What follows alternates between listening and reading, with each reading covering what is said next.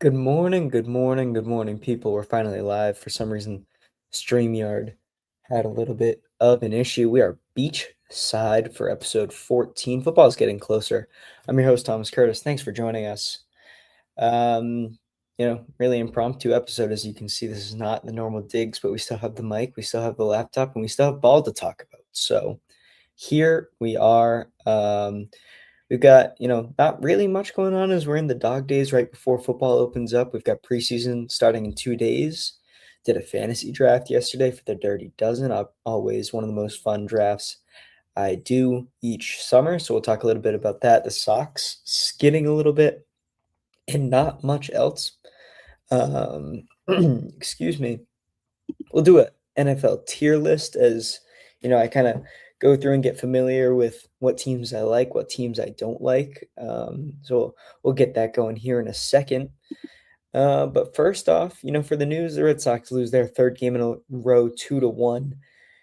Sonny Gray is outdueled by Jameson Tyone and Simeon Woods Richardson because everyone had that on their bingo card. Even though Sonny Gray, 6 innings, 2 runs, should usually win you a game. It's another good outing for Sonny.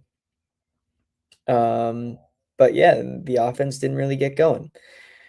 Next up, the NBA announces their opening night matchups. Boston heads to Detroit. I thought it was going to be Philly. I thought that was kind of a layup for the league. JT and JB going at it. LeBron's in that game, but I think the NBA is trying to showcase Detroit a little bit as a team that really stepped up last season, and then Philly goes to Madison Square Garden to play the reigning champion Knicks. So it's LeBron and JB and Embiid and Maxey and Edgecombe. They play at the Garden, and then the night game on that schedule is OKC at San Antonio. I'm gonna mute my phone so you don't get that stupid notification again. I'm out in the porch. I'm literally beachside. So if you get any extra, you know, car traffic, foot traffic, I'm not even sorry. I'm going to the beach here in, probably an hour. So there's the news. We've got the text line, which I didn't make a banner for. Oh, yes, I did, because I'm the best. This one comes from Sam. Sam in the Dirty Dozen League, of course. Let's bring it up. Sam says there's a very high likelihood that Booty is a deadline trade for an edge rusher, likely Thibodeau or however you spell it. He's produced too much in camp not to keep him at the start of the season, but depending on whatever mix of Brown, Dobbs, anybody else emerges with a good connection to Drake. I don't know if he makes it past week 8. The Giants are competing by then. They could be looking to sell or to buy for receiving talent. I think the likelihood of a trade comes more, in training camp. I don't think, say Booty plays as well as he has been playing throughout the, training camp. He keeps that going through preseason.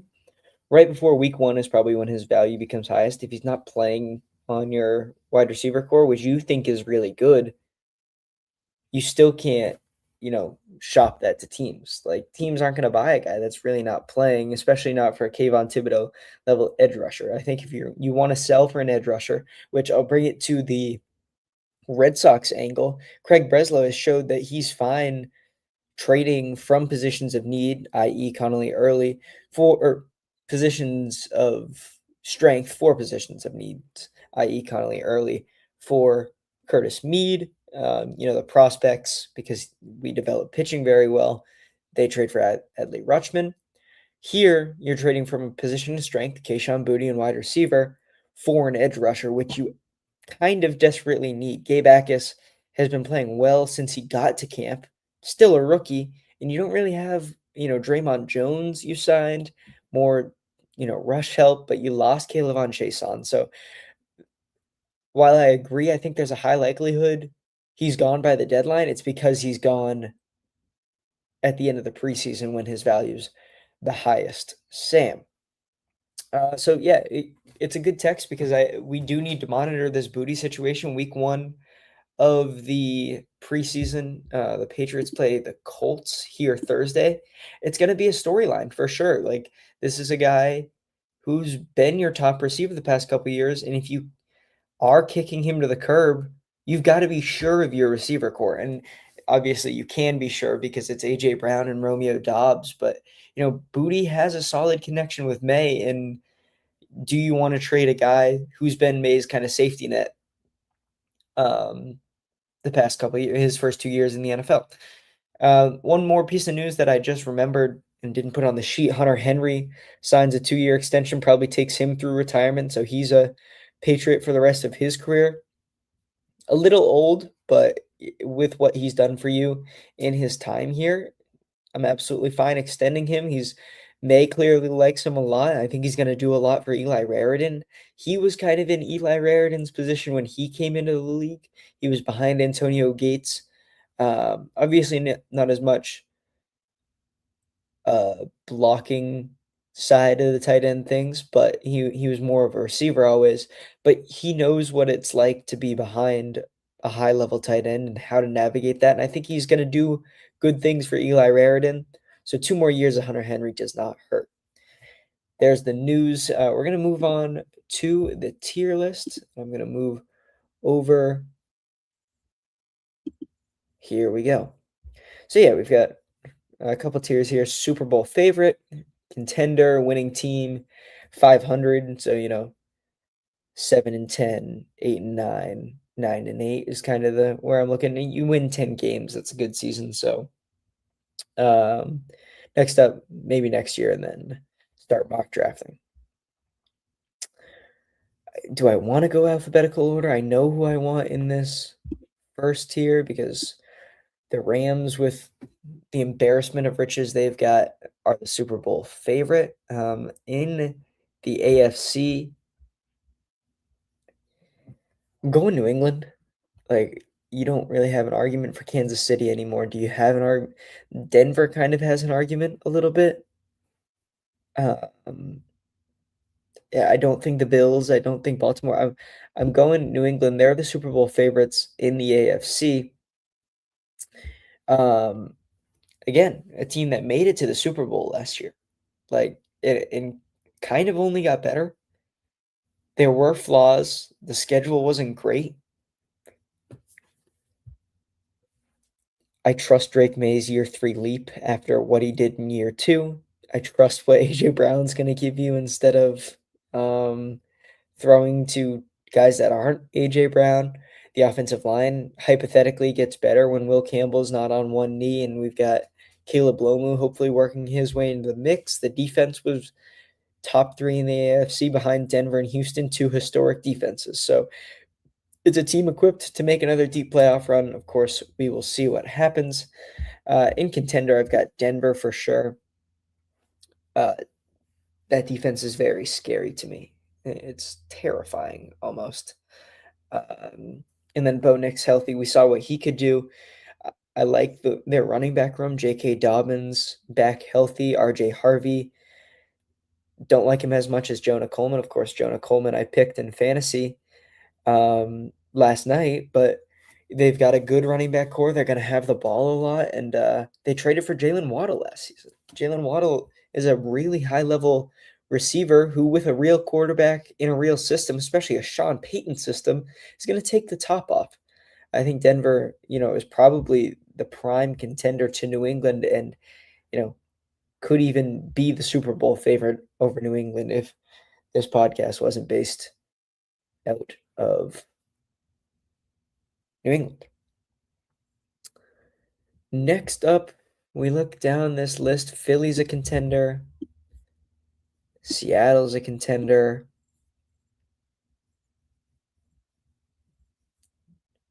Just trying to work my way through these teams. Of course, it's been all baseball all the time around here. So, is Dallas a contender, or are they a winning team? Are they a contender? They're a winning team. I don't know how much I trust that defense yet. I'll check out Dallas depth chart.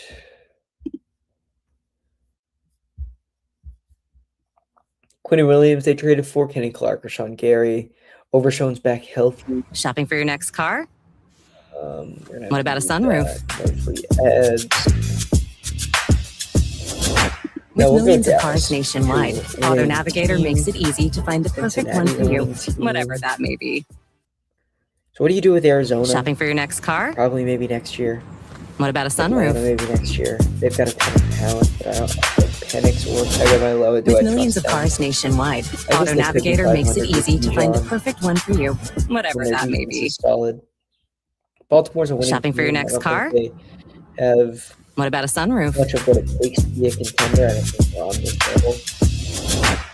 With millions of cars nationwide, Auto Navigator makes it easy to find the perfect one for you, whatever that Josh may be. Allen. Panthers are 500. Shopping for your next car? Bears What are a about winning third row team. seats? Browns. Start back. They say we're out of sync, say we're out of sync, but we're cooler than you think. Just Still chasing our dreams. With millions of cars nationwide, Auto Navigator makes it easy to find the perfect one for you, whatever that may be. Boston Shannon. But once you get past that, Shopping for your next Dylan car? Sampson's your second What running about back. third row seats? Cedric Tillman, Isaiah Bond, Tylan Wallace, Malachi Corley. And They say we're out of sync, say we're out of sync, but we're cooler than you think. Still chasing our dreams. With millions of cars nationwide, Auto Navigator makes it easy to find the perfect one for you, whatever that may be. No pictures. Green Bay is a contender winning team. I'm going to go contender over Buffalo. Houston's a winning team because of that defense. Indy is probably 500 in my mind. Jacksonville's a winning team. Like, there's a lot of winning teams. Kansas City, I think, is 500. Oakland maybe next year. It's got to be this year with Brock Bowers. I took him in the third round. The Chargers. Okay, so I've got a lot of. We're gonna have to sort out this winning team tier. Start mock drafting. Miami, Minnesota. How much do I hate their QB? Like, are they top of maybe next year? To bot, I think they're 500. The Saints. Tucker's convinced me. Sneaky winning team. Giants are 500. Giants are 500. Jets. Start mock drafting. Steelers, always 500 or so. San Fran. What do you do with San Fran? 500 probably.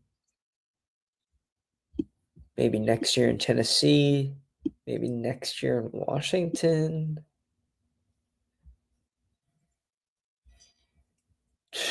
I'm going to go start mock drafting in Arizona. Maybe next year in Tampa.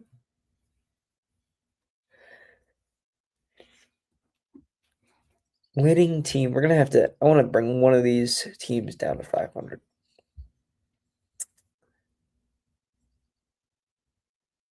I think it's Houston. They're the best 500 team. But I think this is where we're at.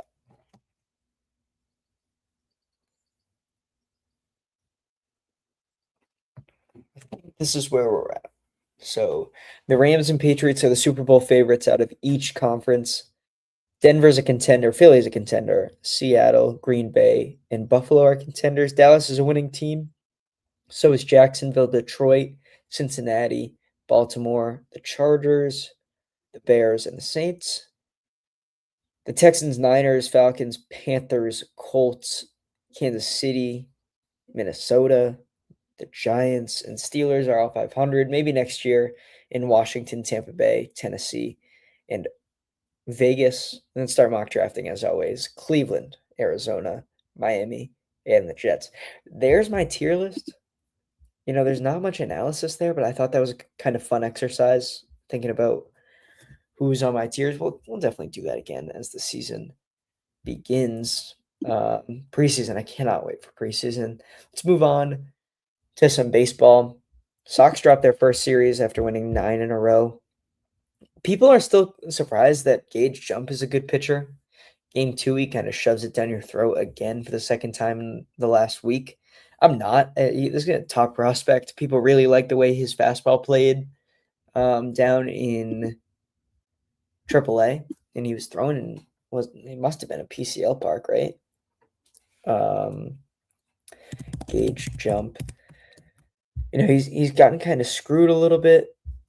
I feel like he's got a 3.75 xFIP. It's a 3.52 FIP though, so kind of impressive that he's pitching above his means.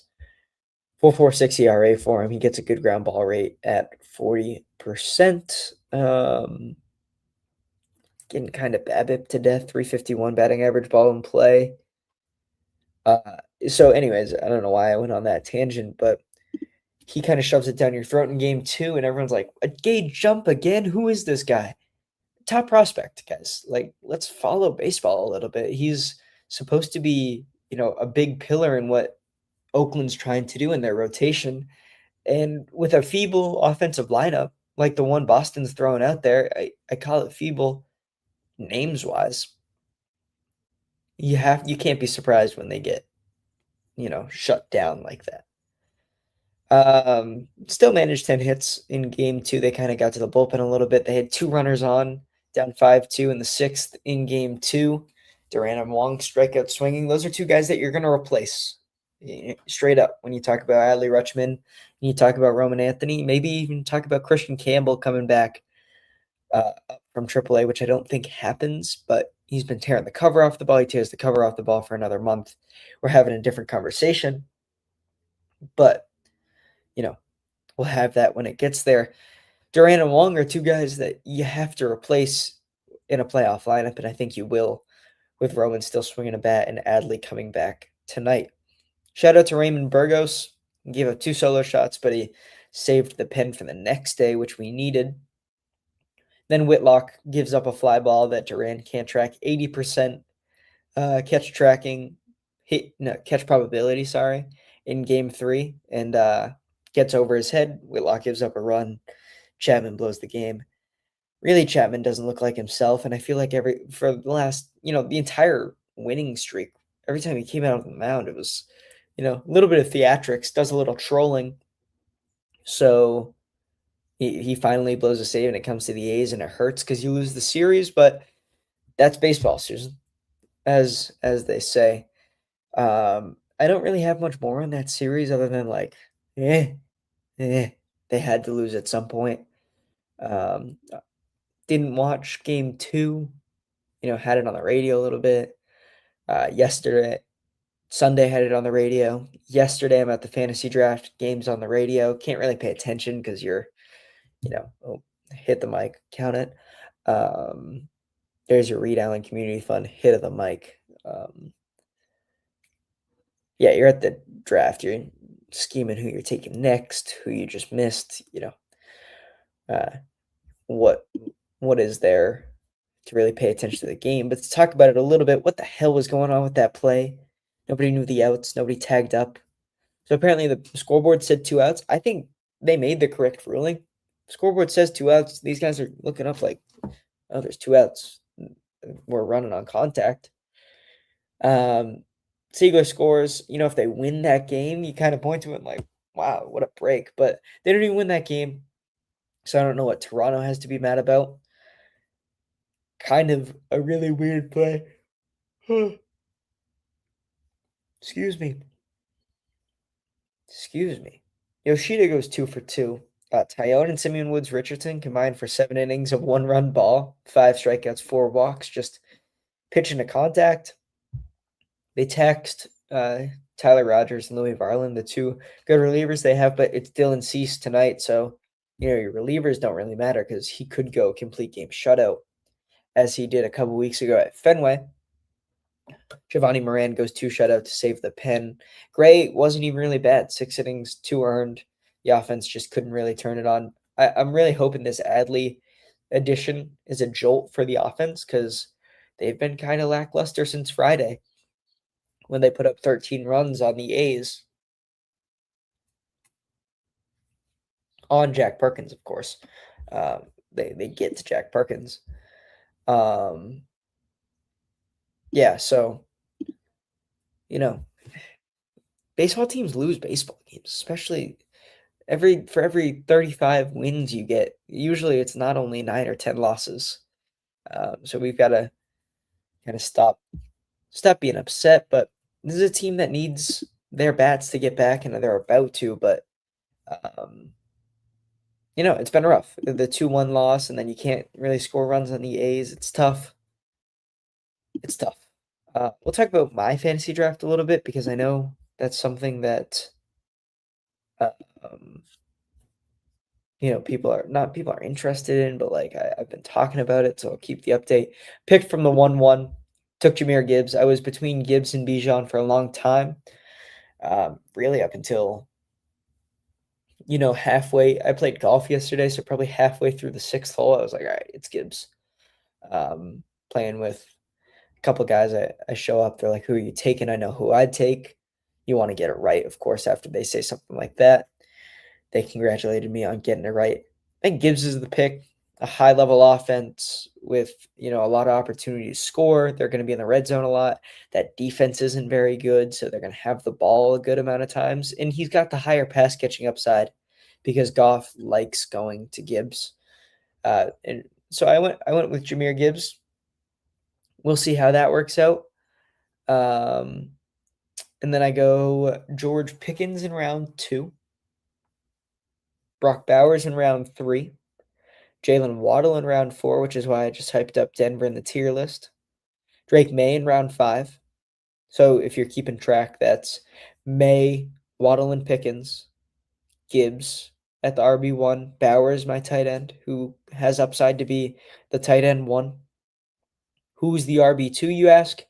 Jalen Warren and Kyle Monangai back-to-back in rounds 6 and 7. We're kind of looking at the board. I like Monangai. I like Warren. Warren won me 5 games down the stretch last season in a different league. I think Jalen Warren's better than Rico Dowdle, so I'm not really worried about Rico Dowdle. I think ideally this new coaching staff likes Jalen Warren. That's something to be worried about, but say they don't. Ben Johnson likes Kyle Monangai. So I went with kind of assurance there, 2 similar level running backs. And then I went Michael Wilson the next round, Jordan Addison, which is probably my the draft. I didn't really want to take him, but we wanted to go Bill Krosky-Merritt and Michael Wilson in this 7-8 turn. And 2 picks before us, Bill Krosky-Merritt goes. Dejon Stribling from San Francisco. He's their wide receiver 2 after Pearsall went down. Seems to be getting a lot of hype from Ole Miss. Tucker kind of talked me into him. Jonah Coleman, pass catching upside in Denver's offense. Then we go Kenyon Sadiq. So there's 3 straight rookies. Right? And then Tyler Shuck is our backup QB. So there's the draft in the Dirty Dozen. Out of the 1-1, it was an interesting spot to draft out of, which how rarely do you get the 101? Had the 101, it was a fun draft, but I would like to have picked probably 6. It'll be fun to have Jahmyr Gibbs on the squad, though. There's your Reed Allen Community Fund hit of the mic. So that's it from Beachside. I think this will be the last episode from this location. We'll wait till we get back to the studio to have another morning drive. But thanks for listening to this, vibe-based beachfront, just having a good time morning drive. Thanks to Schofield Sports Performance and the Reed Allen Community Fund for making this one possible. We'll be back probably Friday to talk about whatever happens in this Blue Jays series, the first 2 games of the Adley Rutschman era in Boston. See you next time.